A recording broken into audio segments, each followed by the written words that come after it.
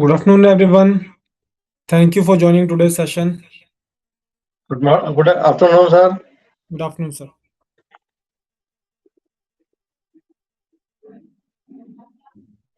Okay. Yes, sir. Good afternoon, sir. Good afternoon.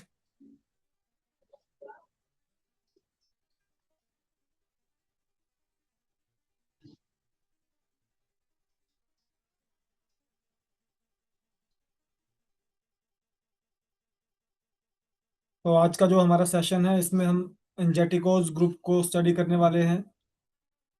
कल हमने एंजेटिको का जो चार्ट था उसको क्रिएट किया था।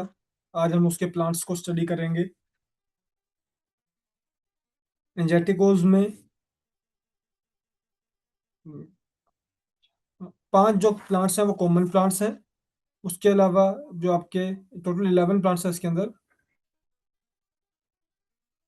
5 प्लांट कॉमन है और बाकी आपके यूनिक प्लांट है रेमेडी टू रेमेडी, जिसमें से आपका एंजेटिको टू में 5 में से 4 जो है वो कॉमन है, एक जो है वो नॉन कॉमन है। अभी पहले हम कॉमन प्लांट्स की बात करेंगे।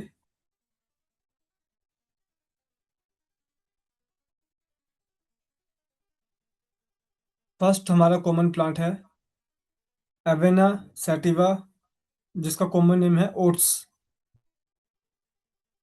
इसकी प्रॉपर्टीज है action on the nervous system, brain, highly nutritious, good source of zinc, calcium, silicon, vitamin B, carbohydrates, iron and manganese, reduce bad cholesterol, reduce the risk of heart attack, keep the blood lipid under control, celiac diseases, anti-stress control, chronic insomnia, alcoholism, acute rundown, cold and cruza, numbness of limbs,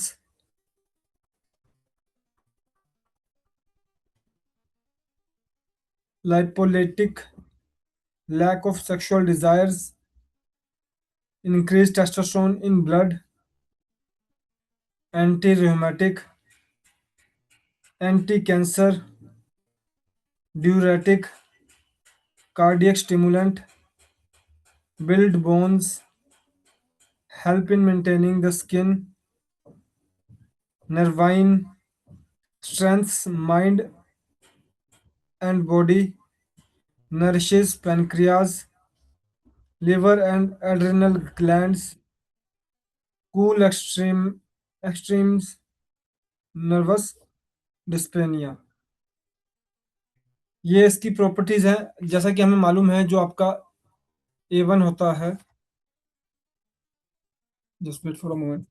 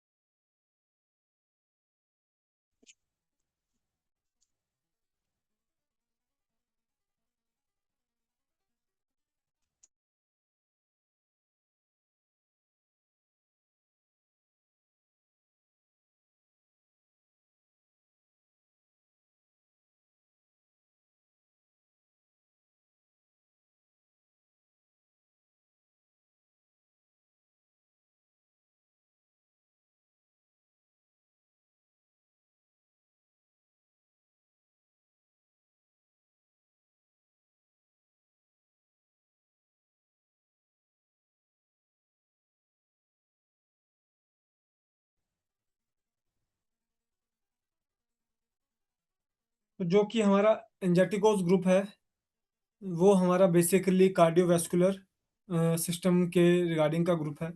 और body में कहीं पे भी हमारा blood और blood के regarding कोई भी हमें दिक्कत है, चाहे वो नसों से रिगार्डिंग ब्लड की दिक्कत हो, नसों से खून को नरिशमेंट मिलना, खून से नसों को नरिशमेंट मिलना, उसके रिगार्डिंग कोई दिक्कत हो, मतलब जहाँ पे भी आपका ब्लड इंक्लूड होगा वहाँ पे ये आपकी रेमेडी यूज़ की जाने वाली रेमेडी है। और सेंग्वाइन के अंदर भी ए3 जो आपका वो उसकी कॉन्स्टिट्यूशनल रेमेडी है। उसके अलावा जो हमारा एंजेटिकोस ग्रुप है, इसका जो बेसिक रोल है वो किसी भी तरह के ब्लड बोर्न क्रिएशन को या ब्लड डेफिशिएंसी को रोकने के लिए ये सबसे ज़्यादा इसका यूज़ किया जाता है।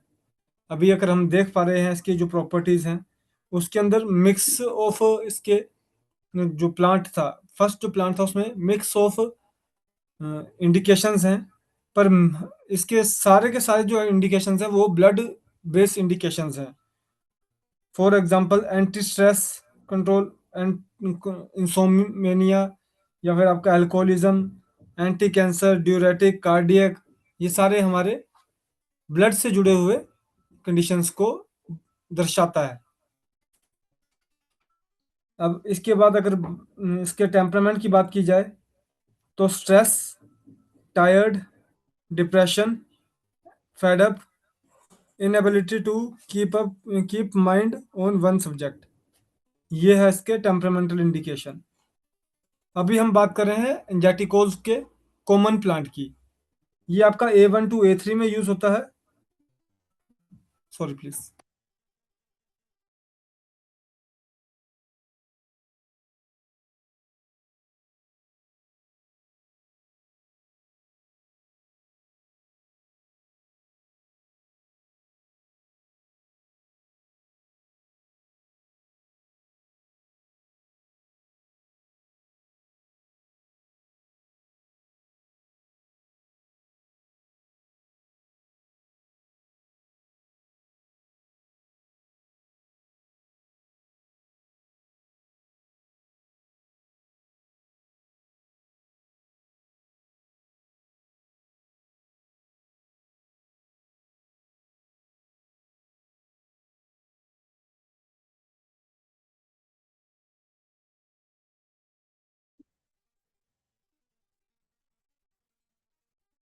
सेकेंड इसमें आपका एंजाइटिकोस का प्लांट है हाइड्रेसिस कैंडेंसिस। ये पहले भी हम देख चुके हैं, एस ग्रुप में भी ये यूज हो चुका है प्लांट। और उसके साथ इसका जो S1 to S12 में यूज है, और A1 to A3 के अंदर इसका यूज किया जा रहा है हाइड्रेसिस कैंडेंसिस का।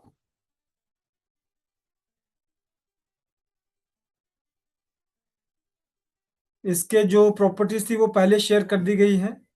उसमें थोड़ा सा अगर और ऐड किया जाए तो thick yellow acid droppy discharge,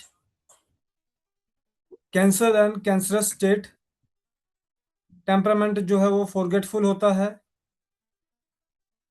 और उसके अलावा can't remember what he was reading और talking about, spiteful, gloomy, taciturn, disagreeable, mourning, depression, sure of death and desires it, ये इसके टेम्परामेंट है। ये आपका थोड़ा सा लो मेटाबॉलिक की तरफ को ज़्यादा इसका इंडिकेशन है।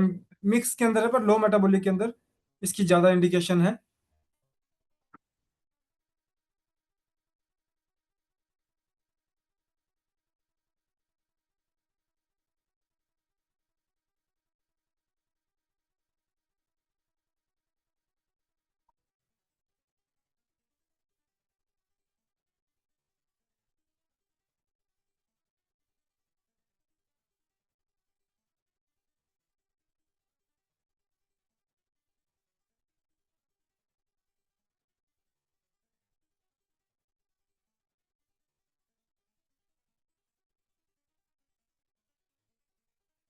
देन इसके जो यूज़ हैं वो आपका S1 to S12, A1 to A3 में इसका यूज़ है। और उसके बाद हमारा जो नेक्स्ट प्लांट है वो है मेल्वा सिल्वेस्ट्रिस, जो ब्लू मैरो है। ये भी आपका कॉमन प्लांट है। इसकी प्रॉपर्टीज में आपका reduce cholesterol, antioxidant, anti inflammatory, expectorant, anti oedema, anti cancer, wound healer. इसके जो यूज हैं वो A1 टू A3 के अंदर इसके यूज हैं। सेंगुनेरिया कैंडेंसिस, ये भी आपका जेटिकोस का प्लांट है। देखिए जब ये टॉपिक पूरा कंप्लीट होगा तो उससे हमें एक और इन्फॉर्मेशन निकल के आएगी, जो है कि कौन कितने प्लांट हमारे कॉमन प्लांट्स हैं, कितने पर्टिकुलर रेमेडी ओरिएंटेड है, और कितने आपके मिक्स रेमेडीज के अंदर यूज किए जाने वाले प्लांट्स हैं। तो इस चीज को भी हम आगे हमें देखे, जब हम फॉर्मूला क्रिएशन करते हैं तो उसके अंदर हमें ध्यान रखना चाहिए। सैंगुनेरिया कैंडेंसिस, कॉमन नेम है इसका ब्लड रूट। प्रॉपर्टीज में इसका blood sugar high, right sided, anti cancer, supports cardiac function, mucus membrane, vasomotor disturbance, flashes of heat, cheeks red होते हैं उसमें, distension of temple and veins, determination of blood to head and chest, burning in palm and soles during menopause, hormone disturbed, polyps, either nasal, uterus, kidney, etc., heart weak, irregular actions, disease of valves, metastasis, rheumatic heart disease, palpitation, vertigo। ये इसकी properties हैं। Temperament, anger, irritability, anxiety, confusion, torpor, stupor, torpor means dullness, stupor means abusive, hopelessness, desire wine. इसमें भी आपका जो mix के अंदर है, आपका लो मेटाबॉलिज्म ज़्यादा इसके अंदर शो हो रहा है। ये A1 का बेस पे भी चल रहे हैं हम। वैसे तो ये आपके कॉमन प्लांट हैं। और कंफ्यूजन, इसमें मिक्स में लो मेटाबॉलिज्म की तरफ को है, पर कुछ इसके जो आपके टेम्परामेंटल इंडिकेशंस हैं, साइकोलॉजिकल इंडिकेशंस, वो आपके हाई मेटाबॉलिक की तरफ को भी इंडिकेशन करते हैं।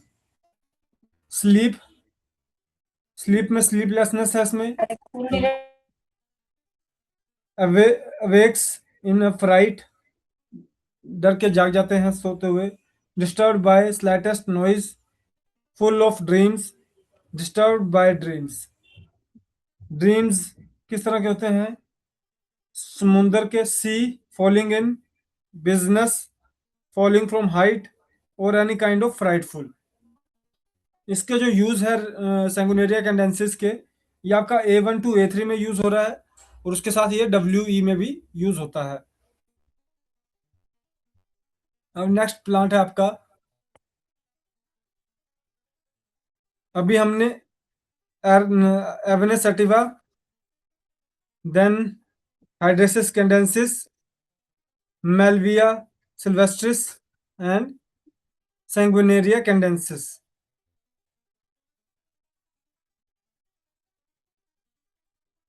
ये हमने चार जो है कॉमन प्लांट जो है हमने ये आपके A1 टू A3 के अंदर पाए जाने वाले प्लांट है, कॉमन प्लांट्स हैं। अब नेक्स्ट है आपका एर्निका मोन्टाना। ये आपका A1 एंड A3 में पाया जाता है, और उसके अलावा जो रेमेडीज है वो मैं आपको लास्ट में बताता हूँ, जिसमें ये आपको देखने को मिलेगा। A2 के अंदर ये प्लांट नहीं है। चार जो कॉमन प्लांट थे जो सारी रेमेडीज में थे, ये एर्निका मोन्टाना आपका A1 एंड A3 के अंदर है। अभी पहले हम इसकी थोड़ी सी प्रॉपर्टीज को स्टडी करेंगे।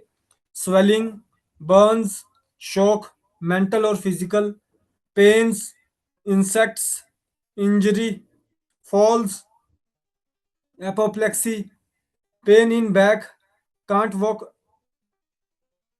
Skin black and bluish, trauma and its effects, bed feels too hard, जो बेड होता है वो काफी सख्त महसूस होता है। टेम्परामेंट में है इनका, टेम्परामेंटल इंडिकेशन में frightful, fearful, severe, mental stress, fear touch, or the approach of anyone says don't touch me, everything on which he lies seems deep wounded too hard, irritable, aggressive, quarrelsome, obstinate, fighting everybody, anxious about health and future, wandering, feels microfortunate, misfortunate, sorry, fears public places, lamenting, unhappy, sad, depressed, speech loud, nervous, and restless. अगर इन temperamental indication को देखा जाए तो ये high metabolic indication थोड़ी सी ज़्यादा है। अगर 22 में से मिनिमम आपकी 17 टू 18 जो है वो हाई मेटाबॉलिक जो इंडिकेशंस हैं उसकी तरफ को इशारा कर रही है। इसकी डिस्पोजिशन है शॉक, कि इजिली शॉक हो जाता है पर्सन, चाहे वो मेंटली शॉक हो चाहे वो फिजिकली शॉक हो। और कॉम्प्लीमेंटरी में इसका एक्टोइन जो किसके साथ इसका आपको अच्छा प्लांट यूज होता है वो है एक्यूनेटम, एक्यूनेट जो है हमारा, और दूसरा रेक्स टॉक्सिक कॉर्डन, सॉरी। जी शुभम।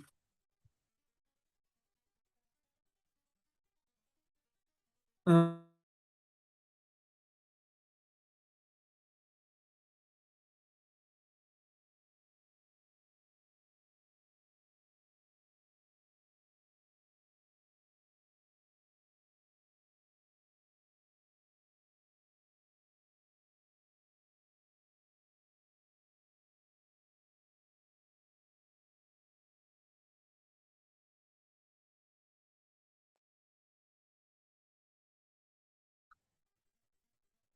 तो ये थे इसके प्रॉपर्टीज।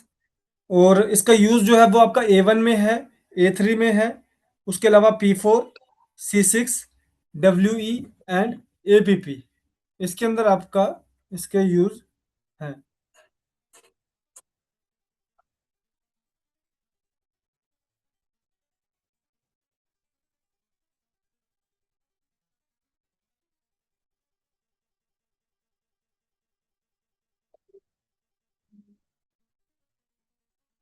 एंजेटिको वन का ये कॉमन सॉरी यूनिक प्लांट है, ये एंजेटिको वन का। एंजेटिकोज में आपके यूनिक प्लांट जो हैं वो एक ही यूनिक प्लांट है, कैप्सुला बुर्सा पेस्टोरिस, जिसको शेफर्ड्स पर्स, थैलेसी एंड शेफर्ड पर्स भी बोला जाता है। अभी तक मैंने जितने भी आपको प्लांट्स बताए हैं उसमें अगर मान लीजिए मैंने अभी आपको 28 समथिंग एक और 11 ये हैं, तो इसमें से आपका यूं समझ लीजिए कि कितने हुए आपके 38, 29, 39 प्लांट्स हुए ये। 39 में से मिनिमम 35 प्लांट्स हम आपको चंबा में शो करते हैं by month of April to, जो आपके दोनों सेमिनार होते हैं उसके अंदर।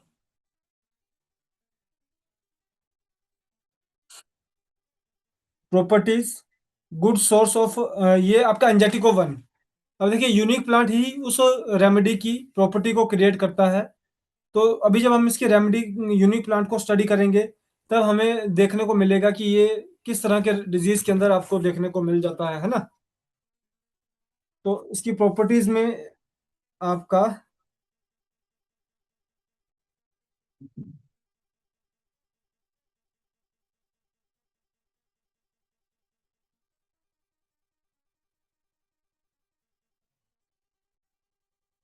Good source of vitamin B1, B2, C, D, K, niacin, calcium, potassium, phosphorus, iron, protein and carbohydrates.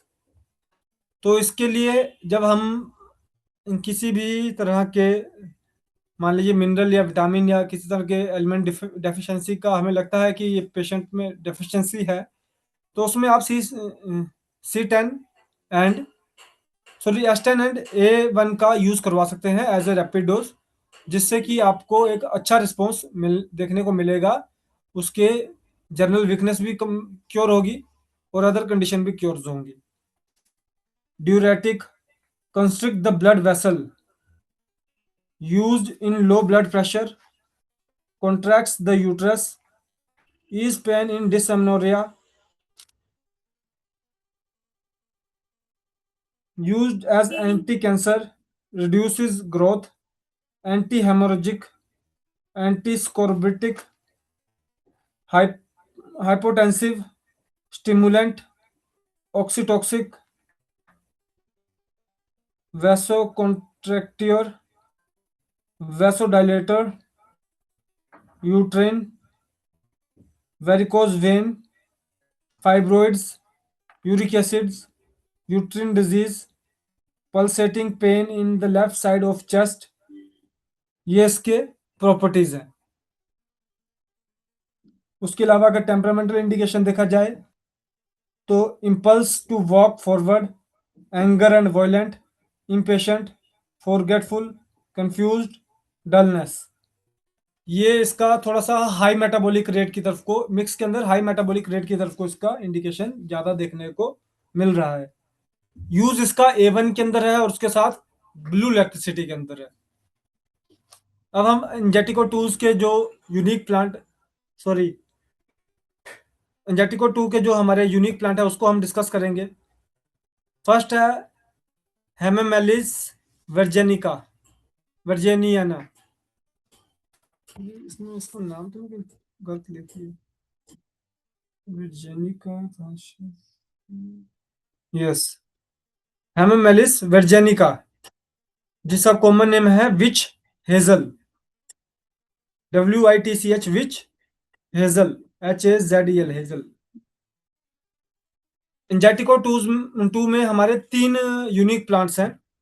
First है हमारा जो इसकी हेमामेलिस वर्जिनिका, इसका जो प्रॉपर्टीज हैं वो है एंटी हेमोरेजिक, वेनियस बेस पे, painful wounds, weakness from loss of blood after operation, bleeding from nose, mucus membrane bluish, menses dark and profuse, female problem related to menses, hemorrhage passive, hemorrhoids, anus feels sore and raw, active, acute and cholinsomnia.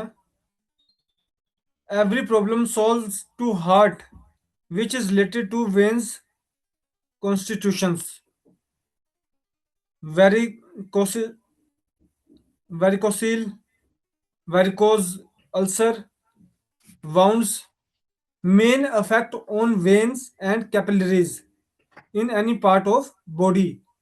Esophageal veins, rectum, abdomen, lungs, scrotum, vulva, bleeding fairly, blood dark, heart palpitation, pricking pain in the region of heart, superficial veins of both arm and pulse full।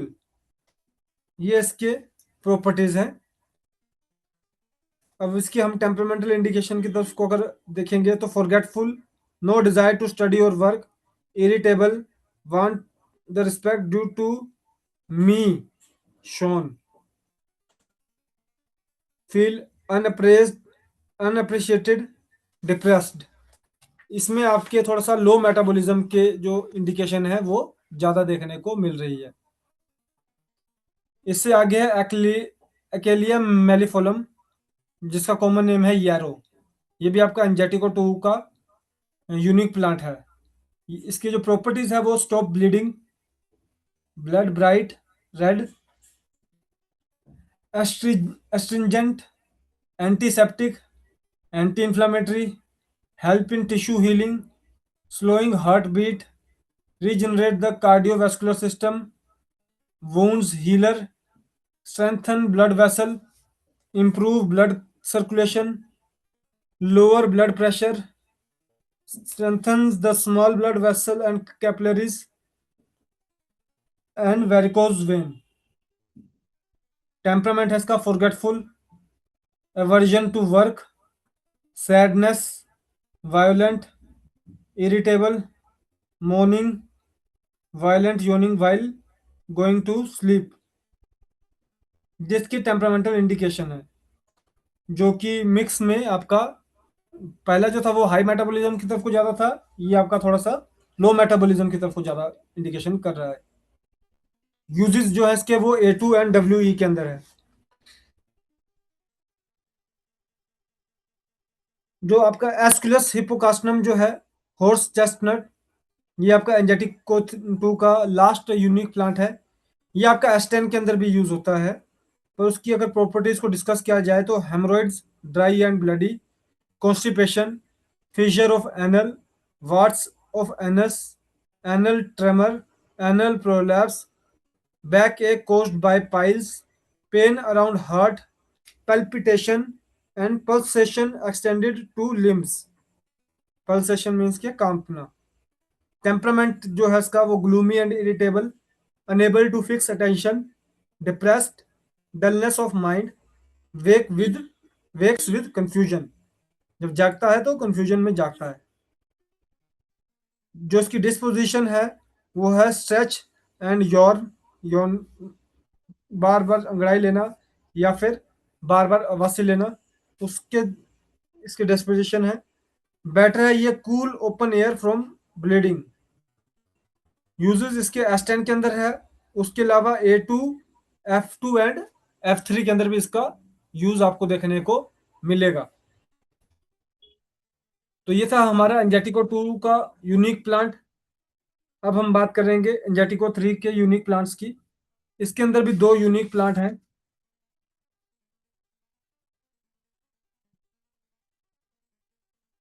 पर्सटेलिया vulgaris. Pulsatilla vulgaris का common name है Danes blood, DANES, Danes blood. Circulatory system, pain, wandering, oedema, cover all diseases, acute to chronic, hormonal changes, effect on female diseases, menstrual cycle, hot flushness in menopausal stages, plethoric and congestions, female remedy. Temperament है simplicity, changeability, mild, yielding, softness, tearful, weeping while telling her problem or his problem, shyness, timidity, hot, not thirst, desire open air or amylolate, hot flashes in open air. इसकी जो properties हैं, temperamental indication है वो थोड़ा सा आपका जो लो metabolism है उसकी तरफ को ज्यादा देखने को मिल रहा है। अब इसमें एक और इसमें टॉपिक बताया गया है, why is open air desired? Whatever weakness is in venous portion of circulation, how much ever retarded is returning of the blood to heart, must of course provoke just the class of symptom for which pulsalia may be indicated. For instance, a closed room where the temperature is quite high will provoke these symptoms because the veins become tortuous and there will be some oppression about the chest, and at the time open oxygen rich air act as stimulus to venous circulation and improving the symptoms caused due to sluggishness flow of blood. The important physical and general character of Pulsalia craves for or amyloid by open air. इसका मतलब है कि जो आपकी सब, जब मान लीजिए अगर किसी को इस तरह के पर्सन को अगर आप किसी बंद कमरे में रखते हैं जहाँ पे जो एटमॉस्फेयर है वो ठंडा है, तो वहां पे आपको उसके अंदर कंपन देखने को मिलेगी।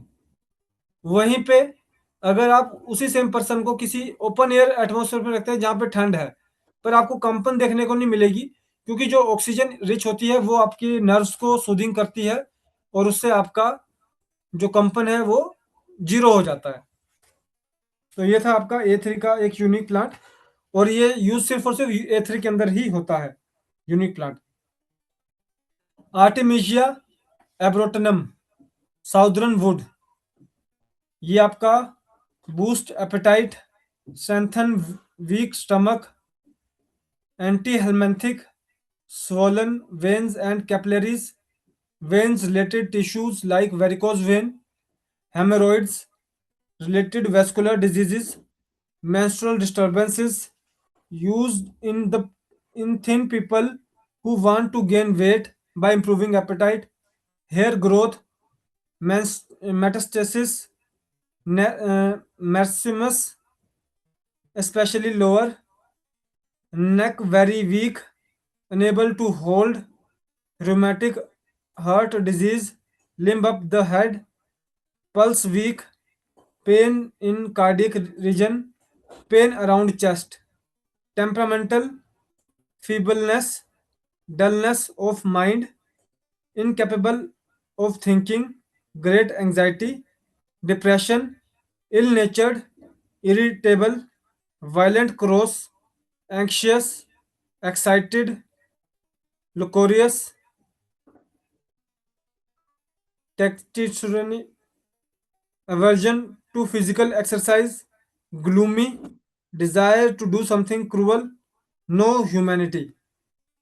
इसमें भी जो आपके टेम्परामेंटल इंडिकेशन है वो थोड़ा सा हाई मेटाबॉलिज्म की तरफ को देखने को मिल रहे हैं। मिक्स में है पर हाई मेटाबॉलिज्म के जो टेम्परामेंटल इंडिकेशन है वो ज्यादा देखने को मिल रहे हैं। स्लीप आपकी रेस्टलेस, फ्राइटफुल ड्रीम्स, और इसका यूज जो है वो सिर्फ A3 में हो रहा है।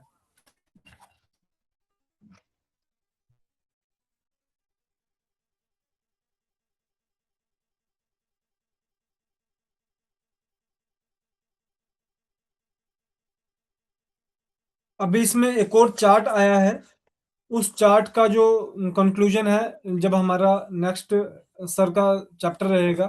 अभी उसमें एक हमारा जो फर्स्ट जो चार्ट है वो कंप्लीट हो चुका है। सेकंड जो ये चार्ट आएगा, बीच में कुछ चार्ट्स को जो एक्सप्लेन करने के लिए हम सर को इनवाइट करेंगे, तो टाइम टू टाइम वो अपना एक सेशन लेके जो ये चार्ट्स है हमको एक्सप्लेन कर दिया करेंगे।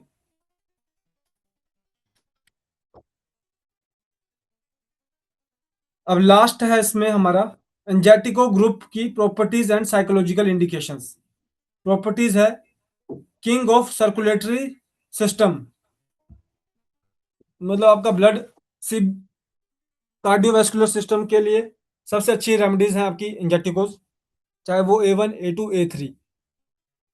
वंस अगेन अनगाइडेड मिसाइल्स, समझ नहीं आता है आ रहा है तो A1 A2 A3 में से किसी को भी चूज करके दे दीजिए जहां पे आपको लगता है कि कार्डियोवैस्कुलर से जुड़ी हुई दिक्कत हो सकती है। King of circulatory system, it's main temperament is sanguine, it work friendly with lymph, proper the balance work with other groups, equilibrium both blood and lymph, blood, lymph, oxygen is main building material of body, temperamental, good work on nervous system and brain, reduces bad cholesterol, regulate blood pressure, then correct the cardiac function, supports the cardiovascular system, boosts the immune system, make healthy body blood, balance the hormones in female, special effect on female reproductive organs, effect on venous arterial capillary, nervous and portal system, hemorrhagic, active or passive, anemia and hemorrhoids। Psychological indication अगर ए group की देखी जाए, except for plant में है इसका hurry, energetic, positive, sorry, happy and joyful, less less vicious, active, red face with happy mood, goes ahead always, walking nature, amorous dreams, loves nature, angry quarrelsome, insomnia, restless, left-sided, forgetful. This group relate to the genetics, starts from conception till death. Audacity or timidity is the genetic temperamental symptoms। तो इसके जो अगर maximum जो इसकी indication देखी जाए वो आपकी प्योरली हाई मेटाबॉलिज्म की तरफ को देखने को ज्यादा मिल रही हैं इस प्लांट के अंदर।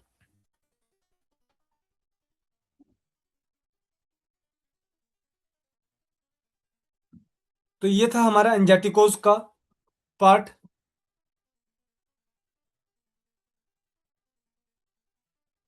मैं उम्मीद करता हूँ कि जब मैं आपको बता रहा हूँ तो आपको अंडरस्टैंडिंग भी हो रही है और आप उसको नोट डाउन भी कर रहे हैं। और अगर अंडरस्टैंडिंग नहीं होती है तो उसको आप वीडियो को थोड़ा-सा रिपीट में ज़रूर करें।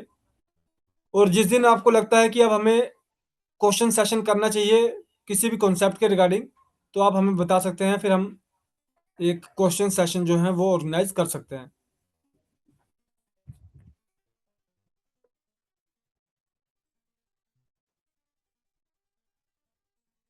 आज का जो हमारा सेकंड पार्ट रहेगा वो फिर से so just wait for a moment. जी, वो फिर से हमारा एनाटॉमी एंड फिजियोलॉजी का ही रहेगा। अभी वंदना मैम थोड़ा-सा बिज़ी शेड्यूल में है, तो अभी उनके हम सर्विसेज़ नहीं ले पाएँगे। और जल्द ही हम आपको लॉ ऑफ पोलैरिटी वाला जो चार्ट है, जिसमें कि आपको एक्यूरेट एग्ज़ैक्ट जो आपके पॉइंट्स हैं, जहाँ पे आपको मसाजेस करवाने हैं, उसके रिगार्डिंग हम आपको कुछ लिटरेचर प्रोवाइड करवाने वाले हैं। और सिंगल रेमेडी यूज़ हमें किस स्टेज पे करना चाहिए? क्या पहले उसको स्टार्ट करें या सेकंड बाद में उसको आफ्टर सम ट्रीटमेंट उसको स्टार्ट किया जाए?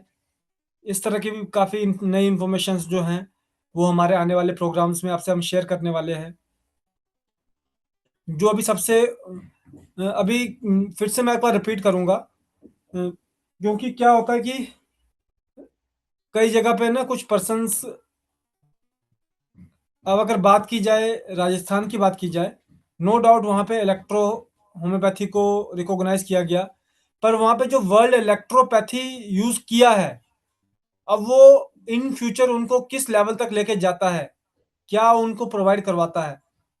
क्योंकि उनको नहीं मालूम, गवर्नमेंट इस चीज़ को भी अंडरस्टैंड नहीं कर पाएगी कि इलेक्ट्रो होम्योपैथी, इलेक्ट्रोपैथी और इलेक्ट्रो कॉम्प्लेक्स पैथी में क्या डिफरेंस है। क्योंकि देखिए, जो ये आपका पेटेंट सिस्टम है या इस तरह का सिस्टम है, ये आपका 1900 के बाद ज़्यादा ये फ्लोरिश हुआ है। उससे पहले लोग अपना कोई भी क्रिएशन करते थे तो उसको रजिस्टर करवा देते थे। तो पेटेंट करने का जो ट्रेंड था वो उस समय इतना ज़्यादा बड़ा प्रचलन में नहीं था। तो अब जो इलेक्ट्रो होम्योपैथी को जिस बेस पे रजिस्टर किया गया है, तो इलेक्ट्रो कॉम्प्लेक्स पैथी और इलेक्ट्रोपैथी जो है वो थोड़ा-सा उस बेस को या उस प्रिंसिपल को फॉलो नहीं करती है। अ, तो डेफ़िनेटली वो पर्सन 1000 डिल्यूशन 100 डिल्यूशन 1000 डिल्यूशन की बात करते हैं। पर वहीं पर जो काउंट फिर से एक बात मैं आपको क्लियर करूँगा, काउंसलर मैटी जी के ने जो लिटरेचर लिखा है, उसमें कहीं पे ऐसा नहीं लिखा कि सिर्फ़ 3 डाइल्यूशन लिखे हैं, दिए ज बनाने हैं। पर उनके किसी भी लिटरेचर में, कहीं पे भी आप पेशेंट डिस्कशन जो पेशेंट के रिगार्डिंग के अगर बात मिलेगी, तो उसमें उन्होंने सिर्फ़ उन 3 डाइल्यूशन का ही यूज़ किया है, D4, D5, D6।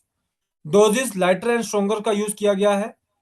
तो इन्हीं चीज़ के बेस के ऊपर हमारा जो रिज़ल्ट एफ़िकेसी है वो मैटर करता है। कई बार रिज़ल्ट आते-आते रुक जाता है, तो उस समय हम सोचते हैं कि क्या डाइल्यूशन चेंज किया जाए, फ़ॉर्मूला चेंज किया जाए, तो उस समय पहले डोज़ को चेंज करना है। इस तरह की जो कई चीज़ें पुराने जो हमारे एजुकेटर्स थे, उन्होंने किस तरह से समझाया, क्या नहीं समझाया। पर आज के समय पे अगर देखा जाए, तो सबसे बड़ी अगर रोल है वो आपकी डोज़ेज़ की ही है। जो पर्सन आपको 1000 डाइल्यूशन की बात करता है, आप उसी चीज़ का रिज़ल्ट एक लाइटर टू लाइटर डोज़ के अंदर भी ले सकते हैं। उसके लिए आपको 1000 डाइल्यूशन बना के रखने की ज़रूरत नहीं है।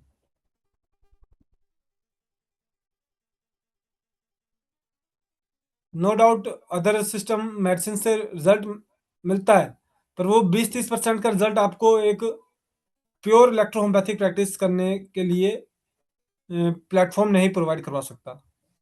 किसी भी चीज़ में जब आपको प्योर होना है तो मिनिमम आपका 60 टू 70% रिस्पॉन्स होना चाहिए, जो कि हम आपको अटेन करवाने में आज के समय पे कामयाब हो पा रहे हैं। अभी कुछ डॉक्टर साहिबान का मेरे को क्वेश्चन आ रहा था कि क्या पार्सल भेज दिया गया है, तो मैंने आज से लास्ट फ्राइडे को ही मैंने अनाउंस कर दिया था कि आपका जो पार्सल है वो भेज दिया गया था। और प्लीज़ आप थोड़ा सा अपना वेट करें, तो उसके अकॉर्डिंग आप तक वो पहुंच जाएंगे पार्सल्स। कुछ पर्सन्स को बाय पोस्ट आया है, जिनके एरिया में डीटीडीसी की कोरियर सर्विसेज नहीं थी, और कुछ पर्सन्स को बाय डीटीडीसी कोरियर गया है पार्सल।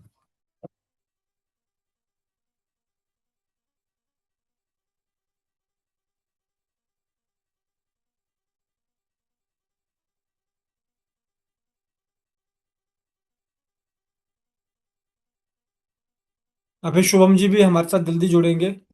अगर उस दौरान में किसी का कोई क्वेश्चन हो पेशेंट डिस्कशन के रिगार्डिंग, या जो हमने पास्ट में अभी पेशेंट डिस्कस किए हैं ऑनलाइन, उसमें कोई अगर हमारे साथ जुड़े हुए हों डॉक्टर साहिबान और बात करना चाहें तो बात कर सकते हैं।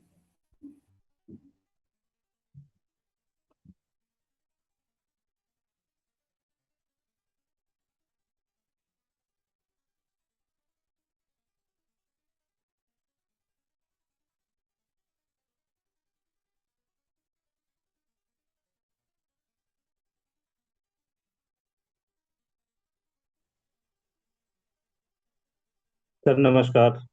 जी नमस्कार जी।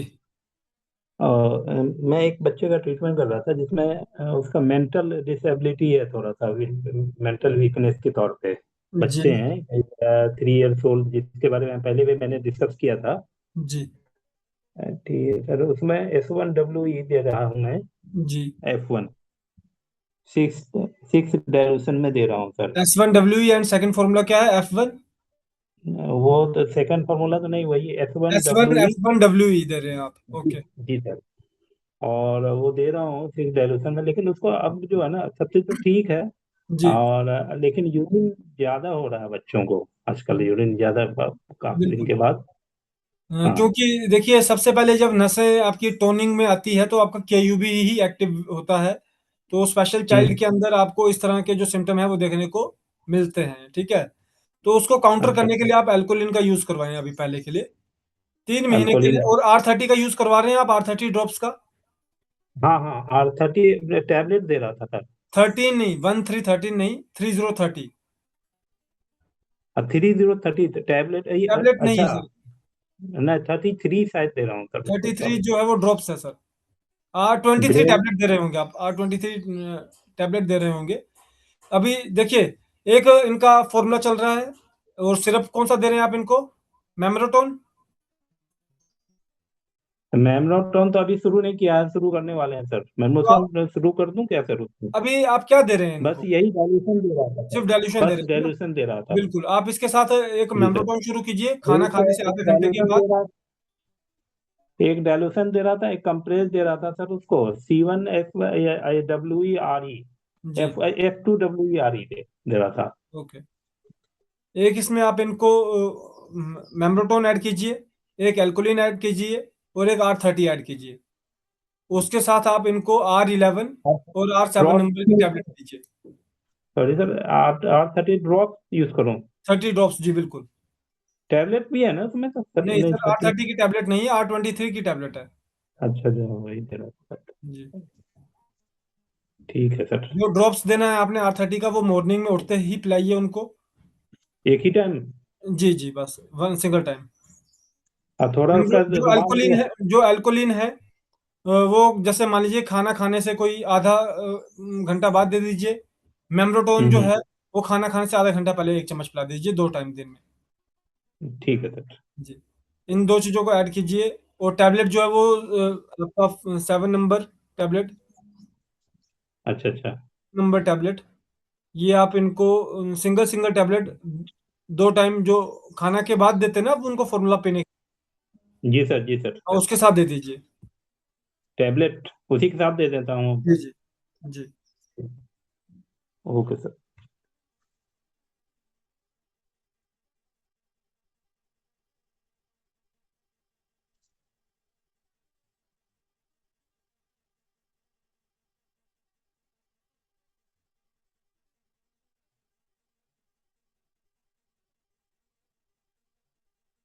शुगर में सर रिजल्ट नहीं मिल रहा सर कुछ, शुगर के सर लिए कुछ बिफोर और मील आफ्टर बताएं। मील करके दे रहे हैं आप उनको? हाँ, बिफोर मील आफ्टर मील दे रहे हैं सर। कितने समय तक दिया आपने? अभी सर ज्यादा लंबा हो गया, करीब 1 साल से चला रहा हूँ सर। तो एक बीच साल में उनकी जो अदर दवाई थी वो ड्रॉप नहीं की गई अभी तक? नहीं, ड्रॉप नहीं की गई है। जरा भी उसको आपने कम नहीं किया है? नहीं, अभी क्या अदर टैबलेट दवाई, लेते हैं, इंसुलिन करते हैं, क्या करते हैं वो? इंसुलिन टैबलेट यूज करते हैं बस। टैबलेट यूज करते हैं? जी सर। तो दिन में रेगुलर यूज करते हैं, कैसे यूज करते हम हैं? एक time one time tablet use करते हैं। आप उसको ड्रॉप भी करवाना चाहिए ना। आप उसको अभी ड्रॉप तो 3 टाइम नेक्स्ट दे वन रहे हैं मंथ के सर। लिए एक दिन का गैप करके करवाना शुरू कर दीजिए ड्रॉप। उसे नेक्स्ट मंथ में उसको 2 दिन का वो गैप करवा दीजिए। तो डाइल्यूशन तो दे रहा हूँ सर उसको। जी डाइल्यूशन देते रहिए, उसके अलावा R30 एंड R32 का यूज करवाइए। अच्छा, तो वही 6 डाइल्यूशन नहीं दूं ना? सर 6 सिक्स नहीं। डाइल्यूशन नहीं दूं? नहीं सर, इसको अब D4 करना चाहिए आपको। 1.5 महीने से ज्यादा जब हो जाए तो D4 कर देना चाहिए। ठीक है, ओके सर। जी। Mama, itu good.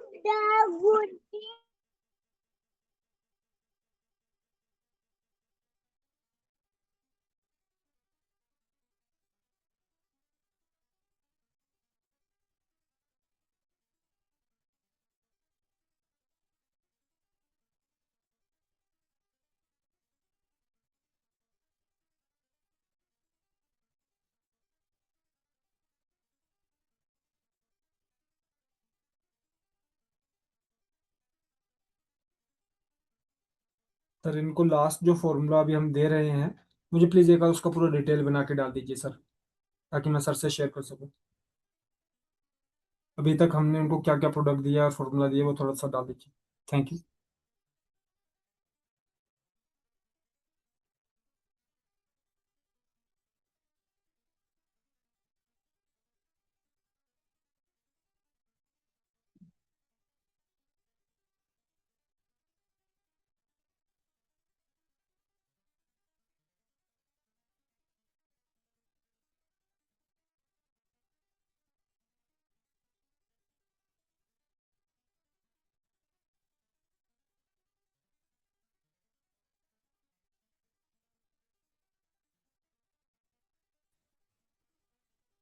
हेलो।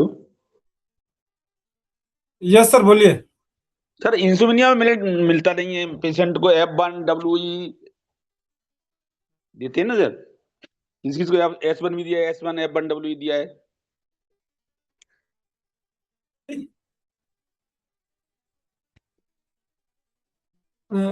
क्या सर क्या बोल रहे हैं आप?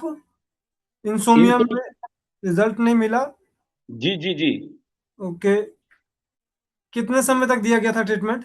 एक एक महीने दिया है साहब, 1.5 महीने दिया है। मेल है फीमेल है? मेल। मेल में। तो क्या एज थी उनकी?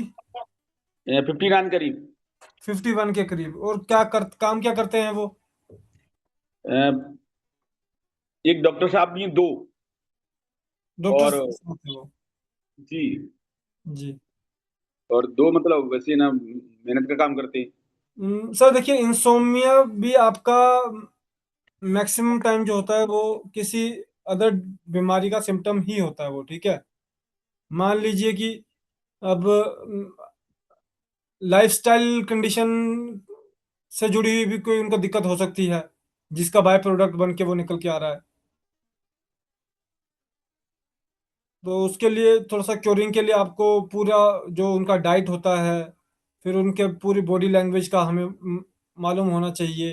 पहले उस चीज़ को क्योर करेंगे, साथ में आप मेम्ब्रोटोन या R10 नंबर देते रहेंगे तो आपको 100% रिस्पॉन्स मिलता है सर। पर वही है कि मेन डायग्नोज कि क्या डायग्नोज किया गया था उस समय हमें। मान लीजिए वो हमने उनको सिर्फ इंसोम्निया सोच के ही ट्रीटमेंट कर रहे हैं, पर उनकी जो बेसिक कंडीशन है अगर वो कोई और है तो उसमें आपको उस तरह का रिस्पॉन्स नहीं मिलेगा सर फिर। एक का दिन तो नींद आती है, तो उसके बाद फिर प्रॉब्लम फिर हो जाती है सर। फिर सर इसका मतलब यही है ना कि दवाई ने असर, देखिए जो दवाई असर करके असर करना बंद कर दे मतलब बीमारी वो नहीं है। फिर अभी आपका उसमें डायग्नोज पूरा नहीं हो पाया प्रॉपरली, आपको उसका डायग्नोज पूरा होना चाहिए। एग्जैक्ट होना चाहिए आपके अकॉर्डिंग कि क्या इसमें दिक्कत हो सकती है में।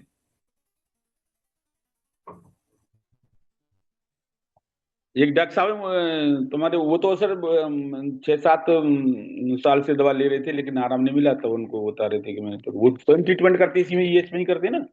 जी जी। इसाकल जी नाम है उनका। सर आप सॉरी, मेरे को एक बार फिर से रिपीट करके समझाइए क्या मतलब हुआ इसका आपका। मतलब आपके कोई डॉक्टर हैं जिनको आपको ट्रीटमेंट देना है? जी जी जी जी। तो उनको 6-7 साल से दिक्कत है और वो दवाई लेते हैं ना? जी जी। ट्रिगर पॉइंट क्या है? डिप्रेशन टाइप कंडीशन तो नहीं है कहीं? कोई अदर डिप्रेशन हो जिसकी वजह से इंसोम्निया क्रिएट हो रहा हो? हाँ हाँ हाँ, हो सकता है सर, क्योंकि वो बता रहे थे कि कुछ घटना घटित हो गई थी तो उसके संबंध में। बस फिर आपको सर इसमें इन्हीं सारी चीजों को देखते हुए फिर देखो उसके साथ उनका पेट के रिगार्डिंग आईबीएस की कंडीशन तो नहीं क्रिएट हो गई है? नहीं, आईबीएस नहीं सर। आईबीएस का मतलब कि देखिए, अगर भूख कम भी लगती है वो भी आईबीएस है। सिर्फ फ्रेश नहीं होना आईबीएस नहीं होता है, भूख डिस्टर्ब होना भी आईबीएस होता है।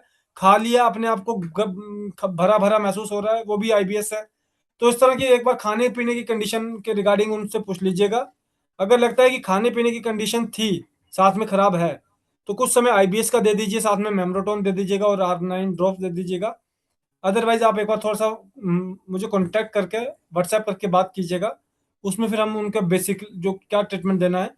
पर अगर आपको किसी भी तरह का आपको लगता है कि साइकोलॉजिकल पेशेंट ही है, जिसका कोज सिर्फ और सिर्फ साइकोलॉजी ही है, चाहे वो डिप्रेशन हो, उसकी वजह से इंसोमिया हो रहा हो, या सिर्फ साइकोलॉजिकल है, तो उसमें आप पहला फॉर्मूला S5 A2 और WE, और दूसरा फॉर्मूला आप F1 वर्वन YE, और तीसरा फॉर्मूला आप C17, और उसमें आप उसके साथ S10 का रैपिड डोज, और मेम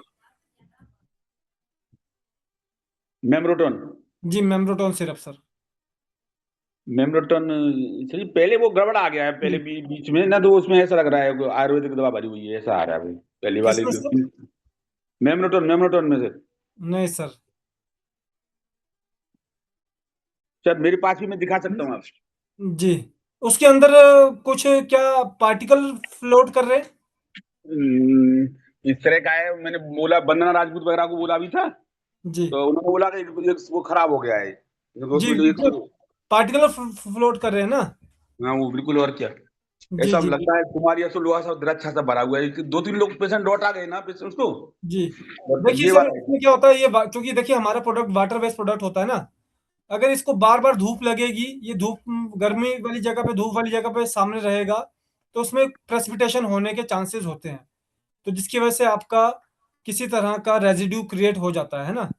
तो कोई इशू नहीं है, आप अपना जो ये प्रोडक्ट है वो अपने डिस्ट्रीब्यूटर को, जिससे आपने परचेज किया है, उसको वो आप बता देंगे और वो आपको रिटर्न कर देता सर ये।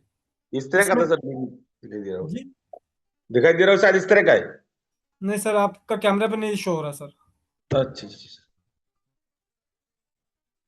नहीं हो रहा, खींच के डालू सर फिर मैं। कोई इशू नहीं सर, हमें मालूम है आप किस चीज की बात कर रहे हैं, आप वाटर प्रेसिपिटेशन की बात कर रहे हैं।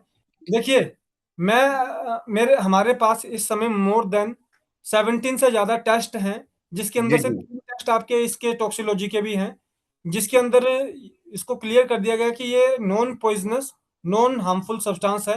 अगर आप अभी इसी को अच्छे से बिल्कुल शेक कर लीजिए, तो ये आपका गायब हो जाएगा, फिर अगले 2 से 3 दिन के अंदर दोबारा वो इकट्ठा हो जाता है ना, क्योंकि वाटर बेस्ड प्रोडक्ट होता है तो उसके अंदर प्रेसिपिटेशन होना थोड़ा सा स्वाभाविक होता है।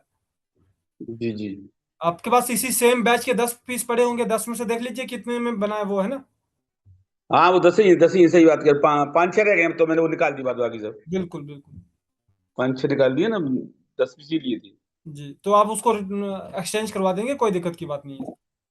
जी जी सर। Sir hello sir. इंसुलिनिया के कई पेशेंट सर, एक तो खुद मैं भी हूँ सर इसका इंसुलिनिया का पेशेंट, जी डॉक्टर शाकरी जी भी हैं, और इस तरह के 10-15 पेशेंट है मेरे सर, किसी को रिजल्ट मिलता नहीं, इसीलिए मैं पूछ रहा था आपको। देखिए, वही बात है कि रिजल्ट इसलिए नहीं मिलता है क्योंकि वो अपनी बीमारी सही से डायग्नोज नहीं कर पा रहे हैं। मैं एक तो स्वयं आपको ऐसे मैं आपको ऐसे सैकड़ों हजारों में पर्सन्स के इंटरव्यू बता सकता हूँ, अपने जो पेशेंट्स हैं उनके बात करवा सकता हूँ, जिनको डिप्रेशन और इंसोम्निया की हाई हाई डोजेस लगे हुए थे, पर आज उनका जीरो हो चुका है। आपको इसके लिए सबसे पहले एलोपैथिक मेडिसिन छोड़नी ही पड़ेगी। उस पर्सन को एलोपैथिक मेडिसिन गिव अप करना ही पड़ेगा। बेशक 1 से 1.5 महीने का समय लगेगा। जो पहले रोज खा रहे हैं उसको 1 दिन का गैप देके खाना शुरू करे। दवाई को अच्छे से यूज करे। लिवोएसआर पिए, आपका जीआईटी को टॉनिक करे, आप अपने मसल को टॉनिक करें, आप न्यूरोलॉजिकल बेस को टॉनिक कीजिए, आपको 100% रिजल्ट मिलता है। क्योंकि ये आपको कोई बीमारी नहीं होती ना, ये एक डिजीज नहीं है, ये एक मेडिकल कंडीशन है। तो ये क्या चीज कोज कर रही है, जब आपको वो चीज मालूम नहीं है तो आप उसका कोई भी, आप इसको जो मर्जी इलाज दे लीजिए, आपको कभी रिजल्ट नहीं मिलेगा इसमें। ना अब की बार जो आपने लिखा इतना तो अब दिया है ना अपनी बुक में ना, रविशर इंडिया वाली में, उसमें तो केवल 2 ही आइटम लिखे हुए थे। तो जी। मैंने ना F1 S1 और वो W यही दिया ना, यही सर, मतलब वो चंद्र का सिर्फ प्योर इंसोमिया केस के लिए डिस्कस है ना। अब मान जी लीजिए कि प्योर इंसोमिया केस क्या होता है कि अचानक से, फॉर एग्जांपल एक 60 साल का इंसान है, उसकी नींद उड़ गई, वो इंसोमिया केस है। एक 50 साल का इंसान है, उसके घर पे कुछ घट गया, उसके बाद उसको नींद उड़ गई, वो इंसोमिया नहीं हुआ ना। एक 30 साल का इंसान है, उसके साथ कोई इंसिडेंट हो गया, वो बीमार पड़ गया, उसके बाद वो नींद उसकी उड़ गई, तो वो इंसोमिया नहीं हुआ, वो उसका किसी बीमारी का बाय प्रोड्यूस हुआ। तो सबसे पहले उस बीमारी को क्योर करेंगे, फिर हम इंसोम्निया की तरफ को आएंगे सर। बीमारी को क्योर करेंगे तो इंसोम्निया खुद क्योर हो जाएगा उसका। हेलो। जी सर। हाँ सर, नमस्कार। नमस्कार जी। बोल रहे हैं आईबीएस का एक तो ट्रीटमेंट जो चल रहा है सर, जी। तो उसमें हम टेम्परामेंटल रेमेडी जोड़ना चाह रहे हैं। C17 के साथ दे सकते हैं सर। C17 और F1Y ये मिक्स डोमिन का है और ये सेंगुइन डोमिनेंसी की तरफ का है पेशेंट जी। सर। तो इसको हम वाई के साथ ही दें या डब्ल्यू ही कर दें इसमें इलेक्ट्रिसिटी? नहीं, जो रैपिड देना पड़ेगा ना हमें, तो उसमें W ही कीजिएगा अभी। डब्ल्यू ही करें, जी। C17 F1 और डब्ल्यू ही। जी बिल्कुल।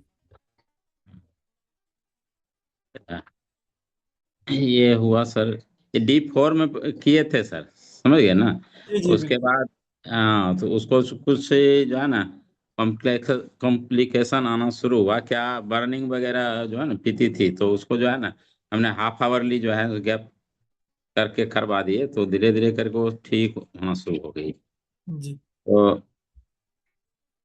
ये फर्स्ट बार हम जोड़ रहे हैं सर, ये रैपिड C17 के साथ जी जी जी। Temperamental remedy. F1 और डब्ल्यू। जी। एक एक पेशेंट है सर, इसका भी चल रहा है ट्रीटमेंट, और उनका जो चल रहा था ना सर डायबिटीज का, जी नहीं पहले चल रहा था कोलेस्ट्रॉल का, जी लेकिन वो जो बताए हमको नहीं, उनको जो है ना डायबिटीज है बहुत जी पहले से, और किडनी डिजीज भी है। तो बीच में हम लोग आपस में बात किए थे सर, तो आप बोले थे कि उनका जो है ना एल्कोलिन जो चल रहा था, नेप्रोके वगैरह जो चल रहा था, उनको जी स्टॉप करवा दिया आप, और बोले जो फॉर्मूला चल रहा है वही चलेगा, और उसके साथ C17 F1 और W। जी। ये C17 S6 और वाई, ये रैपिड डोज एस मतलब C17 Y चल रहा था, S6 उसमें ऐड किया, जी। और R30 R32 जी एपिजाइम, और कॉन्स्टिपिकेशन उनको रहता था, इसलिए जो है ना R33 उनको जो है सो दिए हैं सर। तो जी। सर अच्छी तो सही बोल रहे हैं, लेकिन एल्कोलिन ये सब बंद होने के बाद जो है वो बता रहे हैं क्या, थोड़ा सा पेशाब का जो फोर्सिंग था वो घट गया है पहले से। ओके। जो तो C17 S6Y किया है ना, उसको S6B कर दीजिए आप। S6B, हाँ जी। और जैसे उनका जो फॉर्मूला चल रहा था ना सर पहले, डायबिटीज का तो ट्रीटमेंट चल रहा था ना उनका। जी उनका, उनके पास ले गए थे, बलराम सर गए थे विजिट में, हम लोग गए थे तो वहीं बैठे हुए मिले। जी तो उनका जो फॉर्मूला चल रहा था A1B F1 और W। जी। तो अभी उनको क्या है, ये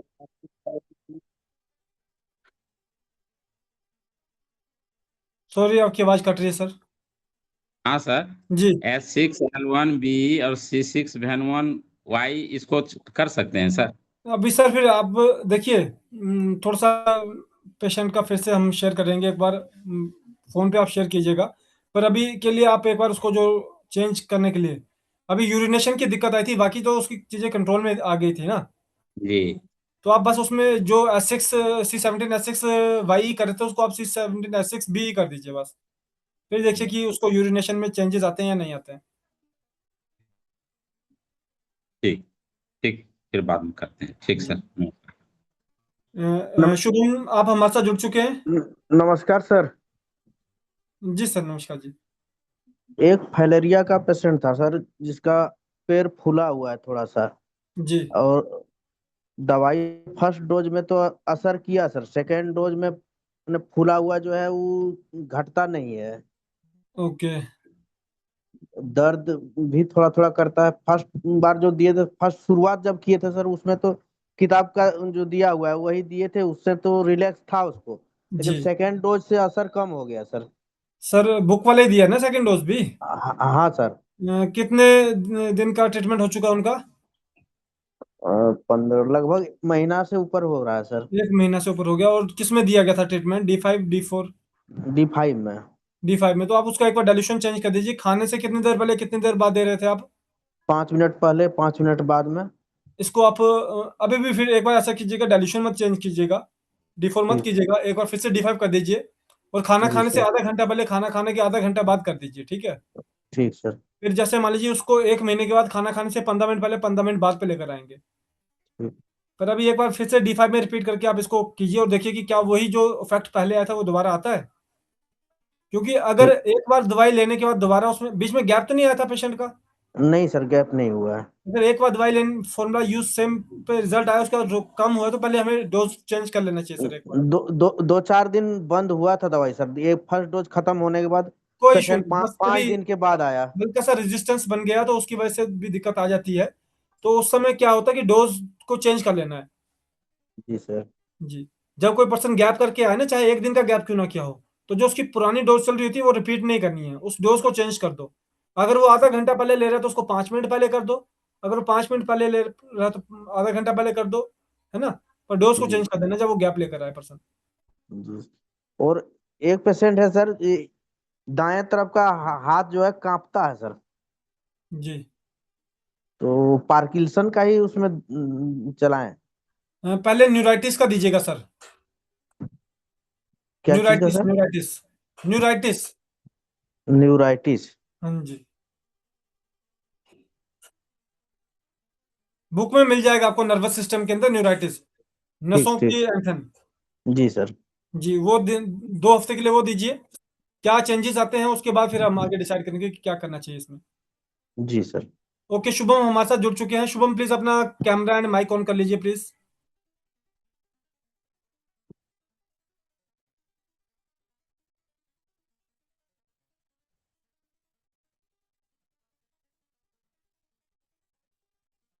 एक्सक्यूज मी सर। जी सर। सर जैसे अभी ये डोज चेंज करेंगे D5 में, जी। टाइम बढ़ाएंगे तो उसमें पानी भी कम ज्यादा करना होगा या जी उतने ही बिल्कुल, पानी में पानी देना तो है? करना पड़ेगा ना। आधे घंटे के लिए 1 गिलास पानी, पंद्रह हाँ जी। मिनट के लिए 100 ml पानी, और जी पाँच जी जी। मिनट के लिए 30 ml पानी। हाँ, ये रिमेम्बर करने के लिए मैंने बोला है, जी मैं जी कभी जी। फिर ऐसे तो ही ये कर। रेगुलर करते हैं, हमारे साथ डिस्कस करते हैं सर, ये जी ना। जी जी जी जी। जी। तो बीच में ठीक। थोड़ा सा थैंक तब हो गया होगा, पर चलिए। Thank you sir, thank you. Okay Shubham please, अपना कैमरा ऑन कर लिया आपने?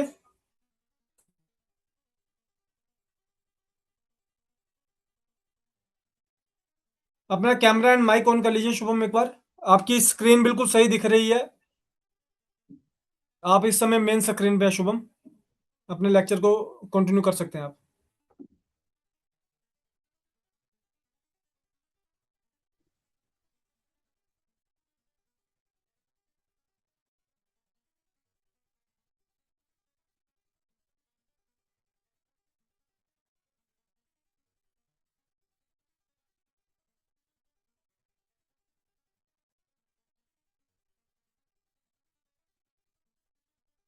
आप सभी को आवाज आ रही है?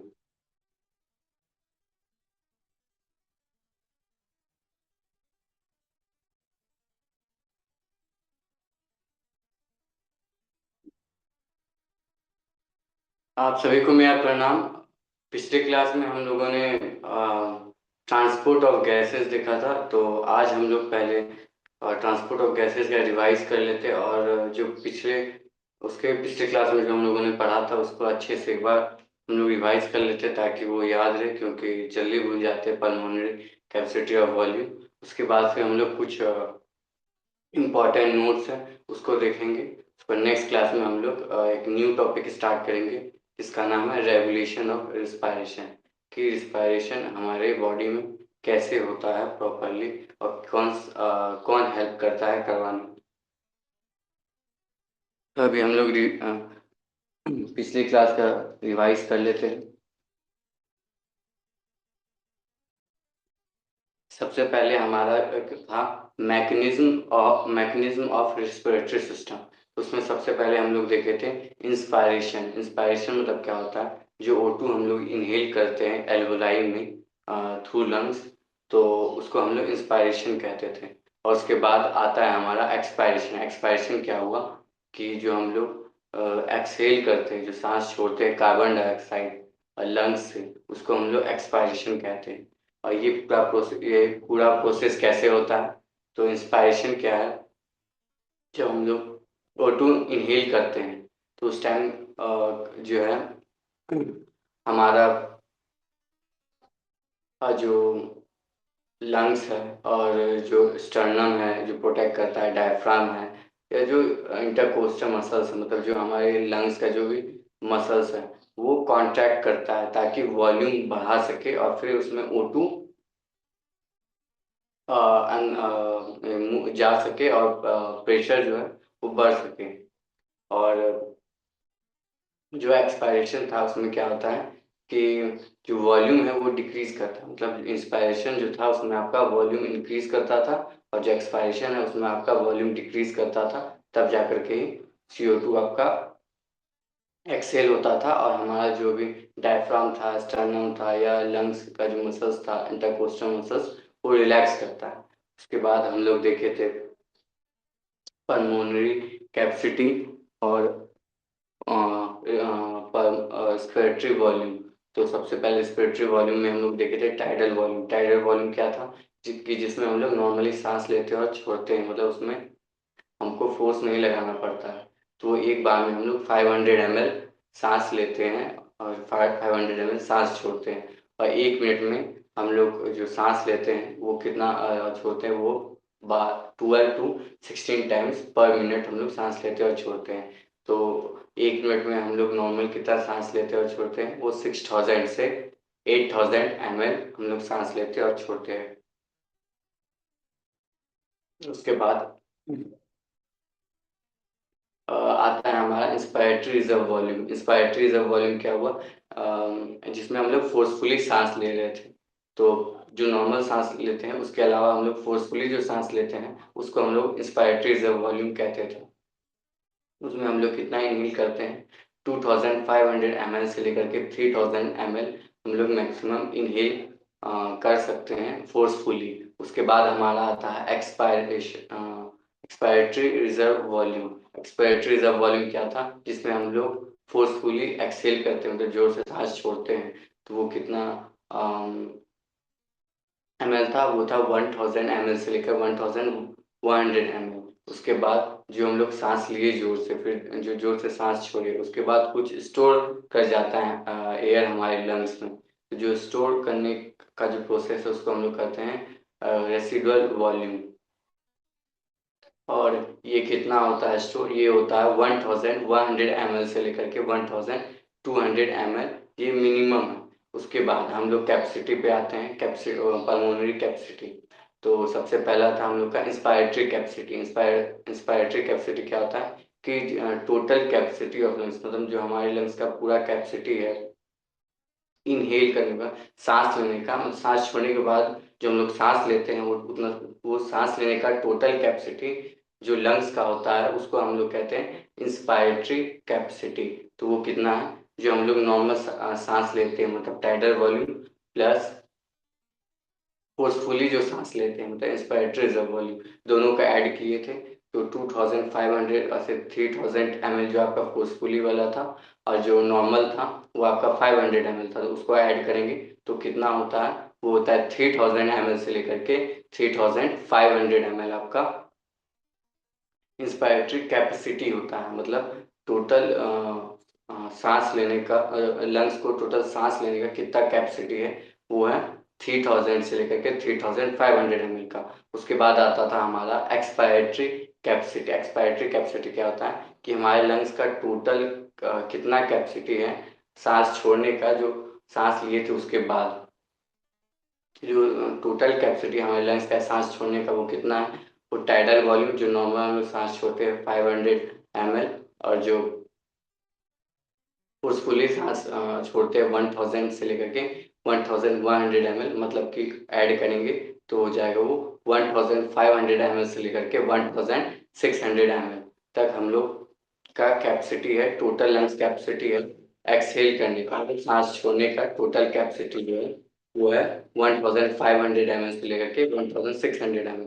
उसके बाद हमारा था फंक्शनल रेसिडुअल वॉल्यूम, जो हम लोग जोर से सांस छोड़ते हैं, नॉर्मल जो सांस छोड़ते हैं उसके बाद जो बच जाता है, ठीक है, मतलब जो रेसिडुअल वॉल्यूम था, मतलब जो नॉर्मल सांस छोड़े थे उसका, और जो ईआरवी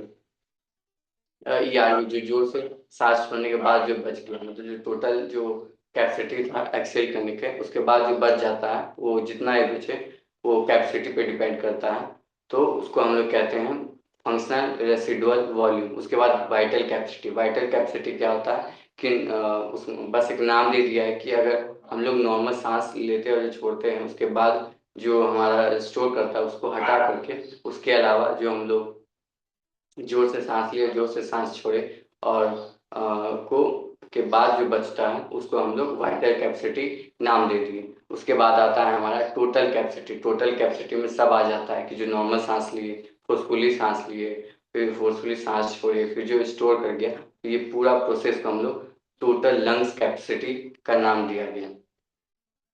उसके बाद हम लोग पढ़े थे transport of gases. Transport of gases में सबसे पहले हम लोग देखे थे कि ट्रांसपोर्ट ऑफ ऑक्सीजन, ऑक्सीजन कैसे होता था। तो हम लोग का 97% जो ऑक्सीजन था वो आरबीसी के थ्रू कैरी होता था, और जो 3% है वो प्लाज्मा में डिजॉल्व हो जाता था। तो वो जो बॉन्ड था आपका, जो ऑक्सीजन और हेमोग्लोबिन जो मिलता था, जो सेल तक पहुंचता था, उसको हम लोग नाम दिए ऑक्सी हेमोग्लोबिन।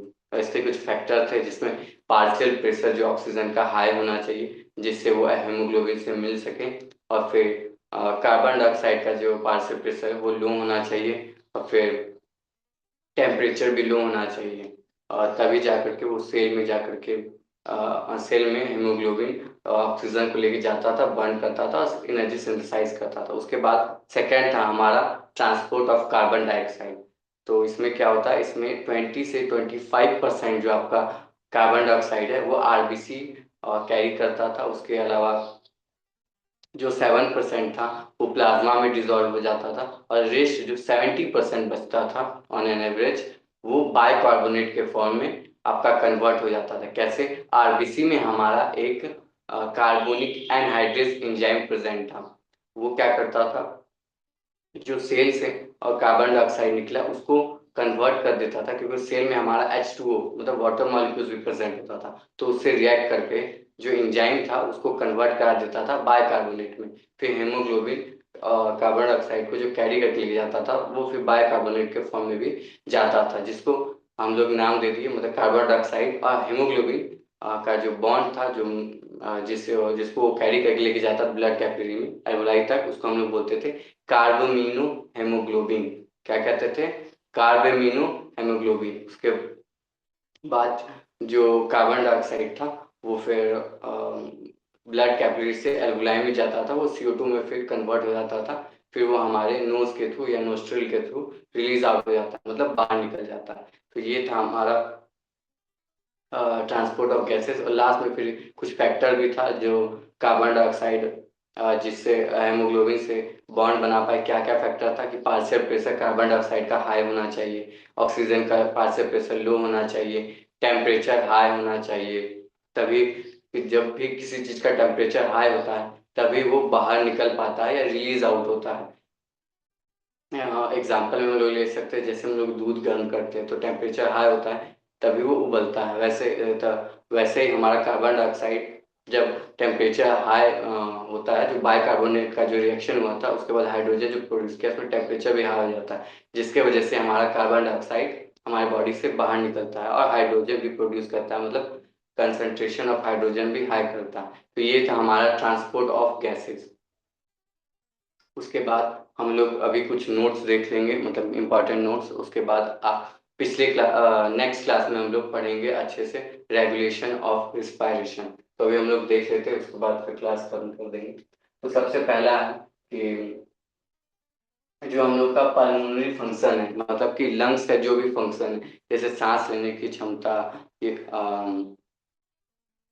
या लंग्स में कोई भी प्रॉब्लम आना, तो उसको जो मेजर करता है, मतलब कि कितना आपका सांस लेने का क्षमता है, वो किसके थ्रू होता है? वो स्पायरोमीटर एक इंस्ट्रूमेंट होते हैं, उसके थ्रू ही हम लोग पल्मोनरी फंक्शंस मेजर कर पाते हैं। पल्मोनरी हम पहले मैंने आपको बताया था, पल्मोनरी हम लोग लंग्स को कहते हैं। लंग्स का साइंटिफिक नेम क्या है? पल्मोनरी। उसके बाद सेकेंड है आपका trachea is made up of C shape cartilage, जिसको हाईली कार्टिलेज कहते हैं। मतलब हम बताए थे आपको जो ट्रैकिया है वो आपका सी शेप कार्टिलेज का होता है, मतलब बहुत हल्का सा हड्डी का बना होता है। सी शेप कार्टिलेज, सी शेप का ऐसे आपका आपका ट्रैकिया बना रहता है, ट्यूब टाइप का यहाँ पे। और यहाँ जो लैरिंग्स के बाद ट्रैकिया होता है, जो ब्रोंकाई में डिवाइड करता है, उसी ट्रैकिया की बात कर रहा हूँ। जो ट्रैकिया है वो सी शेप कार्टिलेज से बना होता है, जिसको हम लोग नाम दे दिए क्या? Hayali cartilage, HYALINE, Hayali cartilage. उसके बाद लैक ऑफ ब्रीदिंग, जो सांस लेने की क्षमता जो घट जाती है, उसको हम लोग मतलब प्रॉपर सांस नहीं ले पाते, उसको हम लोग क्या कहते हैं? Apnoea, APNEA, apnoea. Lack of breathing is called apnoea, APNEA, apnoea. उसके बाद lining of trachea is pseudostratified epithelium. जो हमारा ये ट्रैकिया जो ब्रोंकाई में डिवाइड होता था दोनों लंग्स में, ठीक है, तो इसमें लाइनिंग जो होता है इसकी साइड साइड में, वो एक टिश्यू का बना होता है, जिसको हम लोग नाम दे दिए, नाम है उसका स्यूडो ट्रैकिफाइड एपिथेलियम। ये सब बस इंपॉर्टेंट नोट्स है, बस इसको याद रखना, ठीक है। तो स्पेलिंग क्या है? PSEUDOTRATIFIED,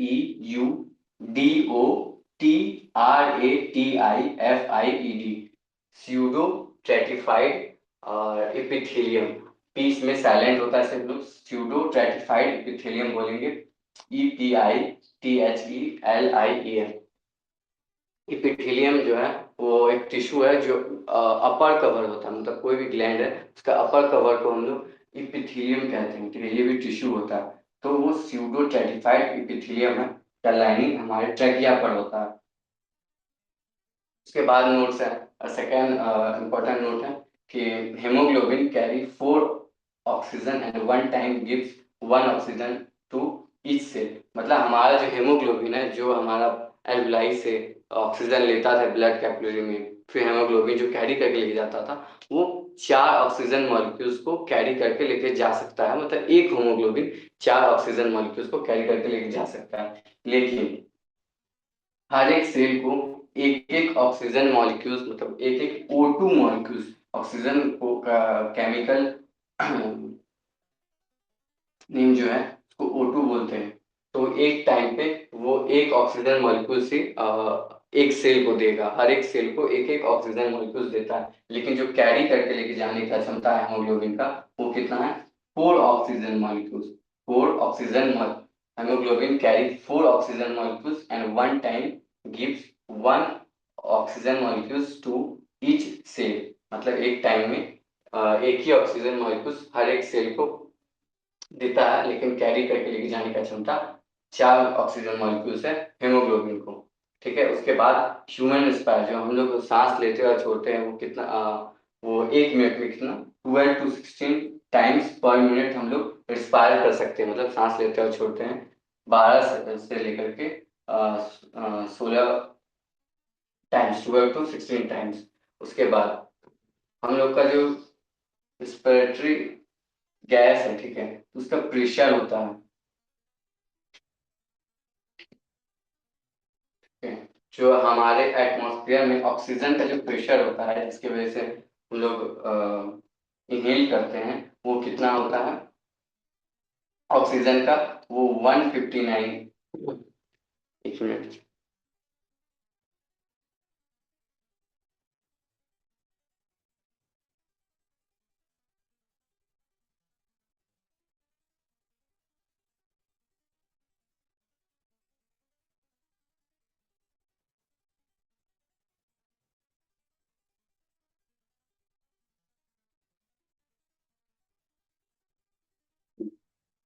रेस्पिरेटरी गैस दो होते हैं, O2 और CO2, ठीक है?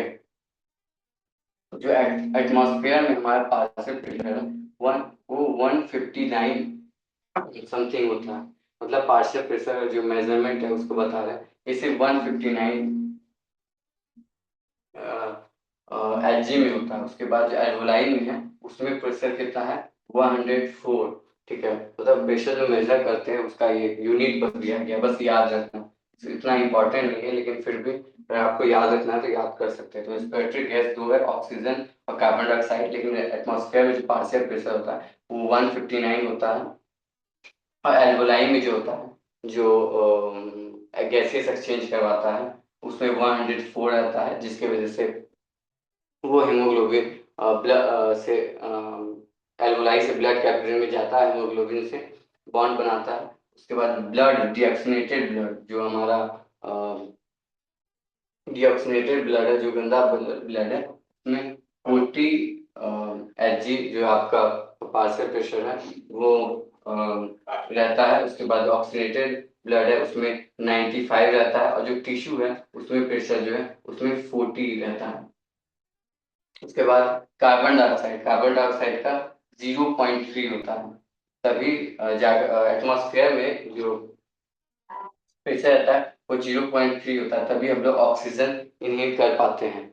और फिर एल्वोलाई में हमारा 40 रहता है, और क्योंकि जो हेमोग्लोबिन फिर कार्बन डाइऑक्साइड देता है तो हमारा प्रेशर 40 हो जाता है। उसके बाद डीऑक्सीनेटेड ब्लड में 45 Hg प्रेशर रहता है, बस इसको याद रखना है। इसको मैं चार्ट बाद में आपको प्रोवाइड कर दूंगा नोट्स में, तो आपको और अच्छे से समझ में आएगा, अब ये बस याद रखना है। उसके बाद ब्लड ऑक्सीनेटेड ब्लड जो है उसमें 40 Hg आपका पार्शियल प्रेशर रहता है, जो टिश्यू में वो 45 रहता है। मतलब कि ये देख रहे हैं कि एटमॉस्फेयर में 159 पार्शियल प्रेशर होता है, जिसकी वजह से हम लोग इनहेल करते हैं। तो 0.3 आपका एटमॉस्फेयर में कार्बन डाइऑक्साइड रहता है, जिसकी वजह से हम लोग एक्सहेल कर पाते हैं, नहीं तो फिर हम लोग कार्बन डाइऑक्साइड ही इनहेल कर लेंगे। उसके बाद वैसे ही एल्वोलाई में आपका 104 रहता है, और कार्बन डाइऑक्साइड एल्वोलाई में जो प्रेशर रहता है वो 40 रहता है।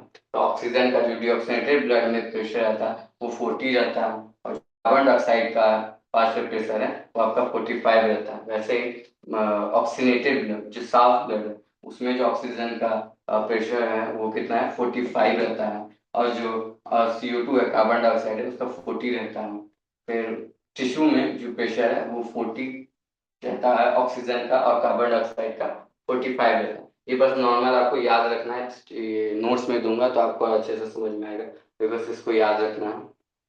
इसको फिर से एक बार रिवाइज कर लेते हैं, इसके बाद खत्म करेंगे। फिर नेक्स्ट क्लास में हम लोग स्टार्ट करेंगे रेगुलेशन ऑफ रेस्पिरेटरी सिस्टम, तो उसमें अच्छे से और समझ में आएगा। तो अभी हम लोग इम्पोर्टेंट नोट्स में देखे थे कि स्पायरोमीटर हमारे पल्मोनरी फंक्शंस को मेजर करने का काम करता है। मतलब जितना भी हमारे लंग्स का फंक्शंस होता है उसको मेजर कौन करता है? Spirometer, SPIROMETER, spirometer. और उसके बाद सेकेंड नोट जो है हमारा वो है trachea is made up of C shape cartilage, जिसको हम लोग हाइलाइन कार्टिलेज कहते हैं। ट्रैकिया हमारा सी शेप कार्टिलेज का बना होता है। कार्टिलेज बहुत एक हल्की सी हड्डी होती है, उसी को कहते हैं, और इसी शेप का होता है ट्रैकिया, जिसको हम लोग नाम दे दी हाइलाइन कार्टिलेज, HYALINE, हाइलाइन। उसके बाद लैक ऑफ ब्रीदिंग को हम लोग क्या कहते हैं? लैक ऑफ ब्रीदिंग को हम लोग एपनिया कहते हैं, APNEA। उसके बाद नोट से lining of trachea is pseudo stratified epithelium. जो ट्रैकिया है उसके ऊपर जो टिश्यू जो उसको कवर करके रखा है उसको क्या उसका क्या नाम है, स्यूडो स्ट्रैटिफाइड डिथीलियम। उसके बाद हमारा जो हेमोग्लोबिन है वो एक बार में 4 ऑक्सीजन कैरी करता है, लेकिन हर एक सेल को एक ही ऑक्सीजन मॉलिक्यूल्स देता है। उसके बाद हम लोग देखे हैं कि हम लोग जो सांस लेते और छोड़ते हैं वो 1 मिनट में 12 to 16 टाइम्स हम लोग सांस लेते और छोड़ते हैं, मतलब कि 12 to 16 टाइम्स 1 मिनट में हम लोग सांस लिए और छोड़े। तो आज के लिए बस इतना ही था। नेक्स्ट हम लोग रेगुलेशन ऑफ रिस्पायरेशन पढ़ेंगे अच्छे से। अभी के लिए इतना ही। धन्यवाद। जय इलेक्ट्रोपैथी, जय रिविजन, जय मैटी।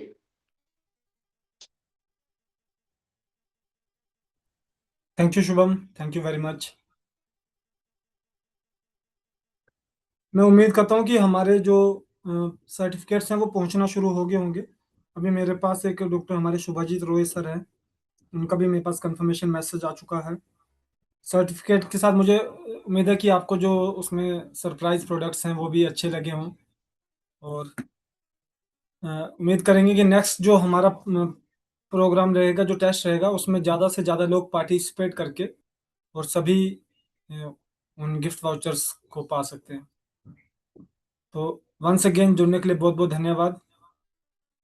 कल, आज हमारा थर्सडे है, कल हमारा हफ्ते का लास्ट सेशन है फ्राइडे का। तो कल हम 3 बजे फिर से जुड़ेंगे और अपने कार्यक्रम को इसी तरह से आगे बढ़ाते रहेंगे। जुड़ने के लिए बहुत बहुत धन्यवाद। जय इलेक्ट्रोपैथी, जय मैटी। जय रविशन, जय गुरुदेव। जय रवि सिंह, जय गुरुदेव। हाँ जी।